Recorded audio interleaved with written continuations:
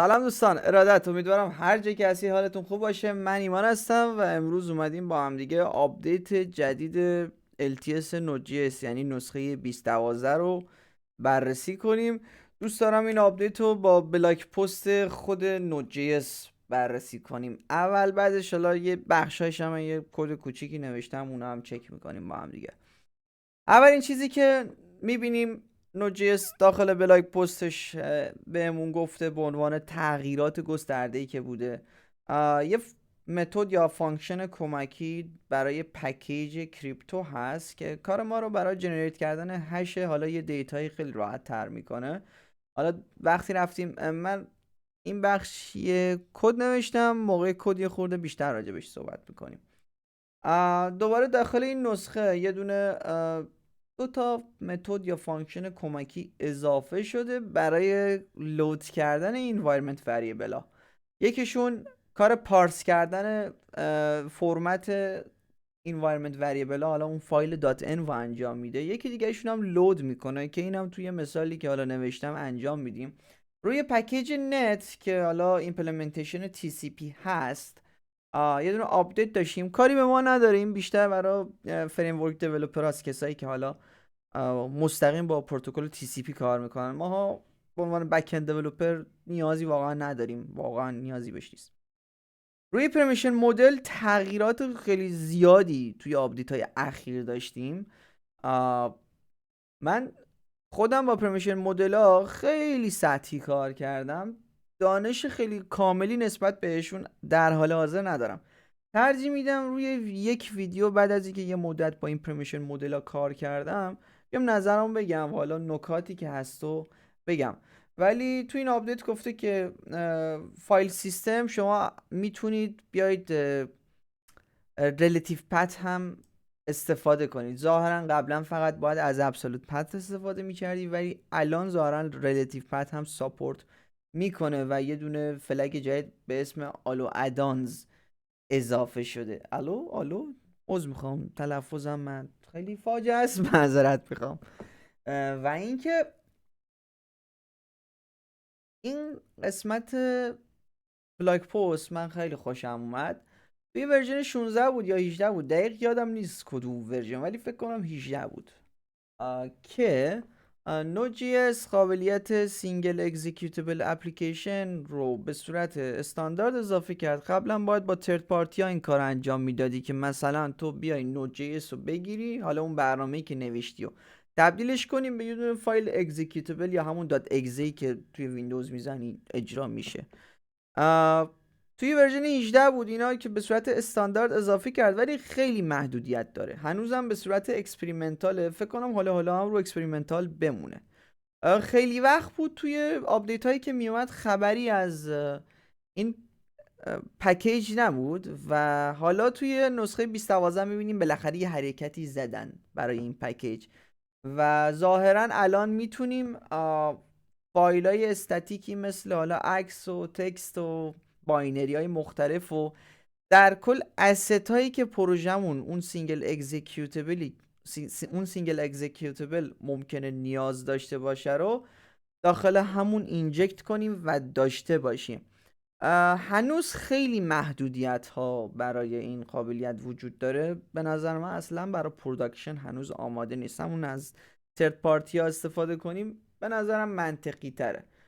یه راه حل دیگه هم بود اینکه بیایی مثلا از یه دونه بیلد سیستم مثل ES بیلد استفاده کنی. خیلی ساپورت خوبی میکرد، من تستش کرده بودم، خیلی جذاب بود برام و قطعا اینو یه خورده بیشتر بررسی خواهیم کرد حالا توی ویدیوهای آینده، ولی فعلا کاری بهش نداریم.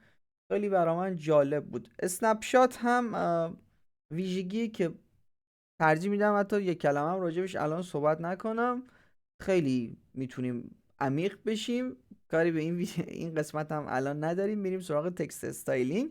یه دونه فانکشن کمکی روی پکیج یوتیل اضافه شده که تقریبا کار پکیج چاک بود یه دونه پکیج بود npmjs.com درسته. اسمش چاک بود فکر کنم. من تلفظ و بچه من معذرت میخوام واقعا، من سر تلفظ همیشه مشکل دارم. این پکیج یه پکیج خیلی ساده است که حالا کمک میکنه اون تکست هایی که توی استودیو اپ داریم و رنگی و خوشگل کنیم. به صورت استاندارد حالا اومده یه دونه فانکشن کمکی داخل نود.جی.اس اضافه شده که این کار رو در حد بیسیک برامون انجام میده. ولی اگر بخوایم یه خورده حالا نمیدونم بیشتر کاستماایز کنیم و از این حرفا، به نظرم از همون چالک استفاده کنیم خیلی بهتره. اگه میخوایم کارهای ساده انجام بدیم همین استایل تکست جوابه. و البته یه فکت هم همیشه باید در نظر بگیریم که هر چقدر دیپندنسی همون به ترد پارتی ها کمتر باشه،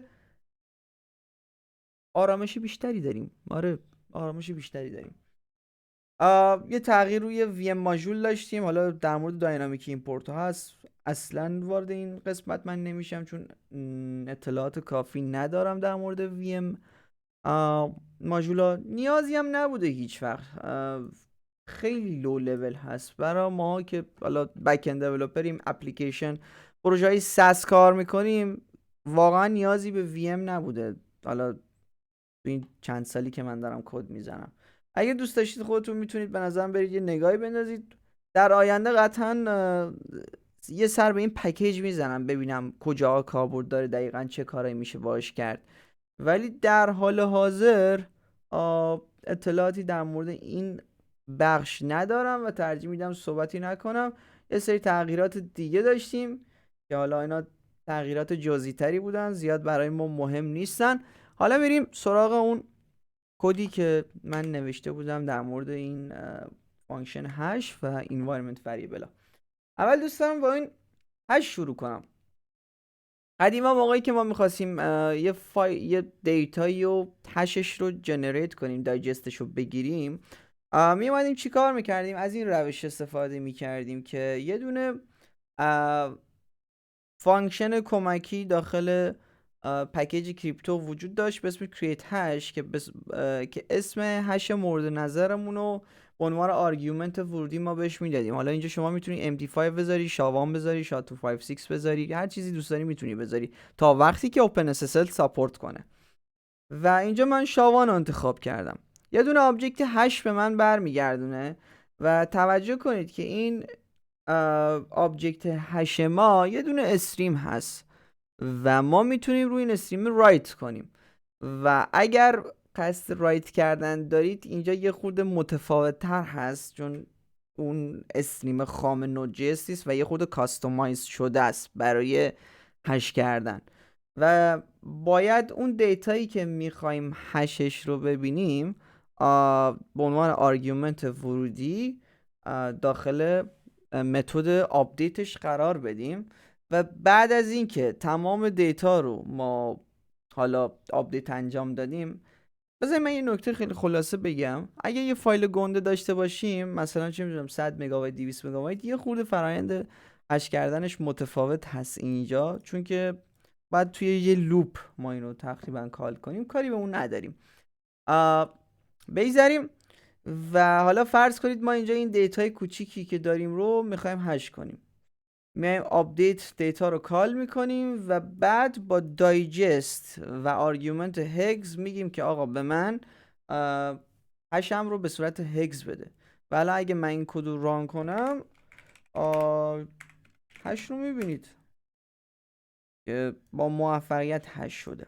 حالا این نکته داره، اگر فایل ما کوچیک باشه خیلی اوورهد اضاف داریم، واقعا داریم خیلی اضافه کاری میکنیم. الان من این دیتایی که دارم حدود 10 بایته، این دیتایی که من دارم حالا اصلا 20 بایت، ولی چندین خط نوشتیم تا این 20 بایت رو ما تبدیل به هش کنیم و چند تا آبجکت هم الوکیت کردیم. خب داریم اضافه کاری میکنیم، خیلی خلاصه بگم.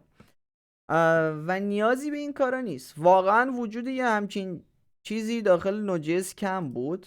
الان ما یه دونه فانکشن کمکی داریم به اسم هش، خیلی ساده است که آرگومنت اولش رو اسم هش میگیره و آرگومنت دوم همون دیتا رو میگیره که من اینجا فراموش کردم اینو بذارم و دیتا رو بهش میدیم.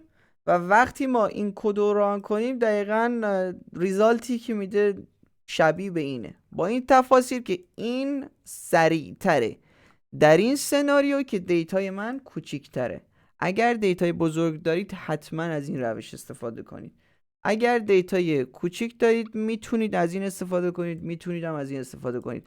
ولی خود بلاک پست اومده گفته که اگر دیتاتون زیر 5 مگابایت هست بهتره که بیاید از این روش جدیدی که توی 2012 در اختیارمون قرار گرفته استفاده کنید. سرعتش بیشتره، اوورهد کمتری روی ران تایم داره و کاملا هم منطقی است. الان اینجا خیلی راحت ما میبینیم چند تا الوکیشن رو به چشم داریم میبینیم. حالا اون پشت دیگه خدا داند چه اتفاقی داره میفته.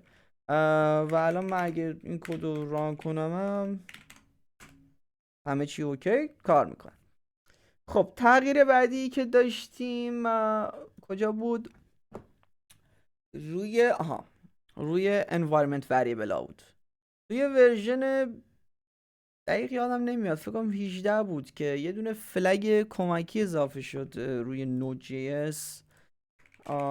بذارید من بیارم داکیومنتو. میخوام اینجا میریم توی کامند لاین بعد -m بود. این فلگ از چه نسخه اضافه شده؟ از نسخه 26 و 21.07. میخوام 21.7. این فلگ اضافه شده و ما به جای اینکه از پکیج ترد پارتی .env استفاده کنیم میتونیم از این استفاده کنیم که environment variable هامون رو لود کنیم. من خودم توی پروژه کوچیک از این استفاده میکردم. حتی یکی از پروژه‌ای که داشتم برای خودم میزدم و اومدم کاملا به صورت جدی از این ویژگی استفاده کردم. جواب خیلی خوبی هم گرفتم، خیلی هم کار میکنه، همه چی فیکس اوکی.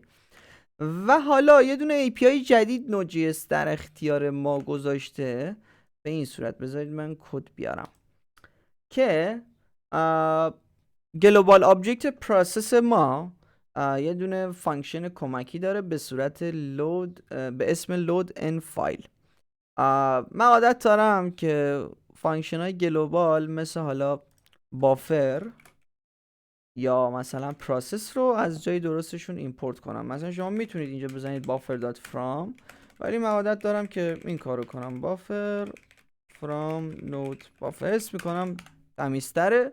و فکر کنم تو داکیومنت خود نودم گفته بود بهتره که اکسپلیسیت مشخص کنید که گلوبال آیتم رو گلوبال آبجکت رو دارید از کجا ایمپورت میکنید میخونید. یه بست پرکتیسه، حالا سلیقه است. من اینجا اومدم پروسس رو ایمپورت کردم، حالا شما میتونید ایمپورت هم نکنید. وقتی که لود ام فایل رو به صورت بدون هیچ آرگومنتی کال میکنید به صورت پیشفرض خودش میره فایل .env رو از دایرکتوری که داخلش هستیم میخونه و لود میکنه و خودش این پارس env هم کال میکنه که جلوتر حالا پارس env رو توضیح میدم. و اگر ما آرگومنت ورودی به این بدیم باید آدرس فایل .env مون باشه. خیلی ساده است. من اینجا یه دونه env دارم که حالا یه دونه وریبل هم داخلشه، یه دونه dev.env دارم که یه دونه وریبل هم حالا داخلش هست که من داخل این فایل Node.js'یم هر دوتای اینا رو لود کردم. و اگر حالا اینو من ران کنم node mjs میبینید که هر دوتاشون لود شدن و اون دیتایی که باید به من دادن. یکیشون نود مستر هست که من از myTestEnv خوندم، یکی دیگه شون dev.env هست که از from خوندم، داخل این فایل قرار داره. و نکته دیگه اینه که حالا شاید شما خودتون نیاز داشته باشید، حالا با توجه به شرایط پروژه یا هر چیزی، واقعا نمیدونم چرا دسترسی اینو گذاشتن، خیلی شرایط خاصیه که خودتون بخواید دستی پارس کنید این فرمت .n فایل ها رو.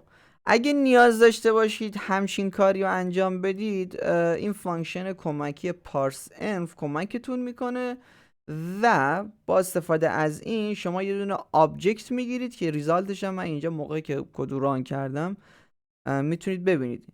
من الان اینجا یه دونه استرینگ بهش دادم به اسم hello env که مقدارش برابر است با سلام و اینو پارس کردم. در نهایت یه دونه آبجکت گرفتم به اسم hello env، یه آبجکت گرفتم که یه دونه اتریبیوت hello env داره با مقدار سلام و اینم از این. یه نکته خیلی جالبی هست، نمیدونم الان، حالا بذارید من اینم بگم. سیستممو دارم ستاپ میکنم، هنوز خیلی چیزام اوکی نیست. الان وی اس کدم هم خامه، هیچ پلاگینی هیچی نصب نیست، هیچ ادانزی هیچی ندارم و یه سری مشکلات من دیدم. الان مطمئن نیستم که از Node.js هست یا از سیستم منه، ولی اسم میکنم از تایپ Node.js باشه، چون من بعضی جا یه سری تایپ سیفتی ندارم مثل این هش. الان اگه دقت کنید اینجا تایپش انی هست، در صورتی که کد کار میکنه و همه چی اوکیه و نباید انی باشه. و اگرم دقت کنید ما اینجا دوتا پچ هم داریم روی تایپ نود 2012 و این میتونه نشونه این باشه که حالا یه سری مشکلاتی پیش اومده روی گیت هاب یا حالا کامیت هایی که زدن، یه سری تایپ ها مشکل دارن. قبلا برام این مشکل پیش اومده بود، بعد متوجهش فکر کردم دوباره مشکل از سیستم منه. Node.js پش داد اون تایپ سیفتی رو فیکسش کرد و الانم فکر کنم دوباره همون مشکل پیش اومده در کل.